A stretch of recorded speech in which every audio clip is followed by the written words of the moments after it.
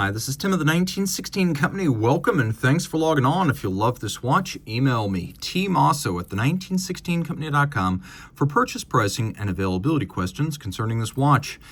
Moser Cie is a German-Swiss watch brand out of Schaffhausen, Switzerland. And unlike their bigger neighbor, IWC, Moser is a little bit wacky, which is why they have launched, as of 2024, the Streamliner Tourbillon Skeleton, a 2024 launch in the 40mm Streamliner steel sports watch case.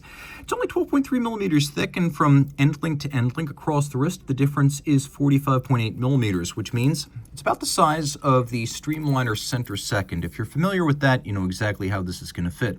On my wrist, which is 16 centimeters circumference, it wears beautifully, almost like a lugless watch. Look how far inboard of the edge of my wrist the lugs are on each side. I could see this wearing well on a wrist as small as 14 centimeters circumference, and yeah, it will easily slide underneath the cuff. The Streamliner bracelet deserves to be one of the wonders of the world. The intricacy of the decoration and the interlock of the parts is an inspiration. I don't know how companies with centuries more experience can't produce anything this fine, but this is instantaneously in the upper ranks of integrated bracelet sports watches based on the quality of this bracelet alone. Now you can see alternately satinated and polished. It is quite intricate in its detailing, and that there is no daylight between the links as you roll them through your field of vision. In profile, the bevel of the case band extends perfectly down the links, which are also satinated on their sides. Taking a look in profile, we have quite a few removable links. They're held by individual bars, so you can size this with a block and punch, but you're going to have quite a few removable links to fine-tune the fit. The clasp comes from their supplier, Bracelet. That's what the BRO means. And you can see that it is a twin trigger release. There's the Moser crest on the outside. You have to press both triggers to open this, so it will not inadvertently open. We still have a screw down crown. The watch is still 120 meters water resistant. We've got the 70s aesthetic.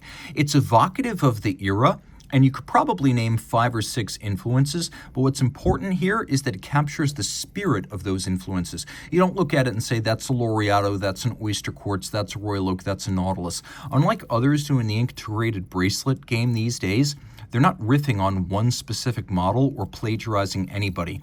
Like the original 1992 Dodge Viper recalled the Shelby Cobra, it was a spiritual thing. It was not literal, and the references here are clear and much appreciated. A tonneau case, an integrated bracelet. We've got this radial sort of lapping machine style satination on the bezel. Moser case bands are almost always recessed and decorated. Here, we have a little bit of a sandwich of a recessed satin case between the polished case back and the polished bezel. We've got Moser's M on the screw-down crown, a little bit of a camber and box section to the crystal, and then a dial that is fully skeletonized. Now, this is the Streamliner Tourbillon Skeleton. The name is very literal. They are, after all, German-Swiss. I'm going to move the hands so they're not perfectly superimposed, and then I'm going to give you a decent lume shot so you can see this watch in the dark. So it is a true sports watch, steel automatic winding, 120 meters water resistant, and fairly well lumed with a solid luminescent element. It's a ceramic-based lume called Globalite. Now the dial features a rose gold hands, rose gold indices, and you can see extensive skeletonization, the highlight of which is always going to be the flying tourbillon. A flying tourbillon has no upper bridge to block your view. It originated in the 1920s in Glashütte, Germany. Today, the flying tourbillon is often used to give you a better view of the mechanism because there is no upper bridge to block your view. Moser is rare among manufacturers. They make the balance, the hairsprings, and the escapement. Most manufacturers do not do that. Even more impressive here, you can see we have 2 identical flat hairsprings that are geometrically identical, and they are 180 degrees out of phase. So while the tourbillon itself here is mostly ornamental, the hairsprings ensure that in any physical position, one hairspring will cause the watch to run fast, and the other by an equal and opposite margin to run slow, instantaneously canceling out the effect of gravity. Thus, this is a functional tourbillon, not just an ornamental one. You could see the large mainspring being coiled up by the magic lever-style bidirectional winding system. You are looking at the HMC 805 movement, 32 millimeters across, nicely sized for the case. We have a bidirectional winding system based on magic lever. It's right there. and that's pawl-based winding. We also have a hybrid ceramic bearing on the center for higher efficiency.